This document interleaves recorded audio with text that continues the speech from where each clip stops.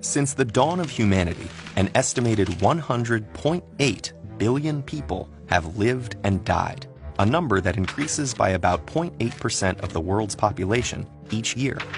What happens to all of those people's bodies after they die? And will the planet eventually run out of burial space? When a person's heart stops beating, the body passes through several stages before it begins decomposing. Within minutes after death, the blood begins settling in the lowermost parts of the body.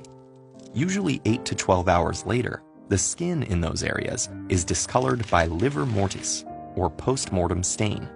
And while at the moment of death the body's muscles relax completely in a condition called primary flaccidity, they stiffen about 2 to 6 hours later in what's known as rigor mortis.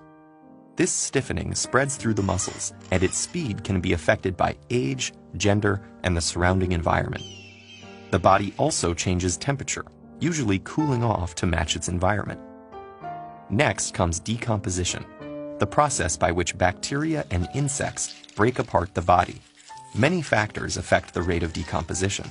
There is, however, a basic guide of the effect of the environment on decomposition called Casper's Law.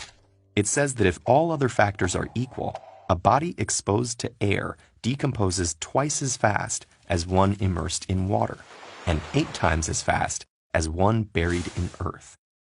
Soil acidity also greatly affects bone preservation.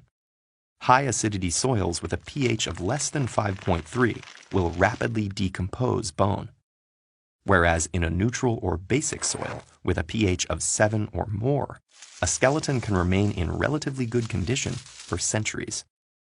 Different cultures throughout history have developed unique approaches to burials. As far back as the first Neanderthal burials, death was accompanied by rituals like the positioning, coloring, or decorating of corpses. Traditional Christian burials decorate the body in dress, while in traditional Islam, a body is wrapped in a piece of ritual fabric with the face oriented toward Mecca. Traditional Hindus ceremonially burn the body, and Zoroastrians, followers of one of the oldest monotheistic religions, traditionally place bodies atop a tower to expose them to the sun and scavenging birds. Before the Industrial Revolution, burials were simple and accessible. These days, with suitable burial land running out in high population areas, purchasing private grave sites can be costly, and many people can't afford simple burials. Even cremation, the second most common burial practice in the world, comes with a high cost.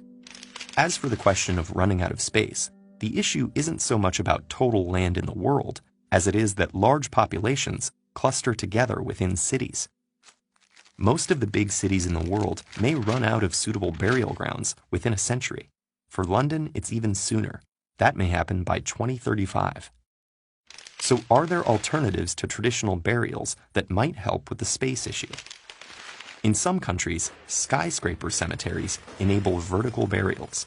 Some options focus on the body's relationship with the environment. Promession, for example, freeze-dries and pulverizes the body, creating a powder that can turn into compost when mixed with oxygen and water. There are also green burials that use special materials such as biodegradable caskets, urns that sprout trees, and burial suits that grow mushrooms. Eternal reefs take that concept to the depths of the ocean, using a mixture of ashes and cement to create marine habitats for sea life. Death is an inevitable part of the human condition, but how we treat bodies and burials continues to evolve. We may each have different spiritual, religious, or practical approaches to dying, but the ever-increasing demand for burial space might give us a push to be creative about where our bodies go after the final stages of life.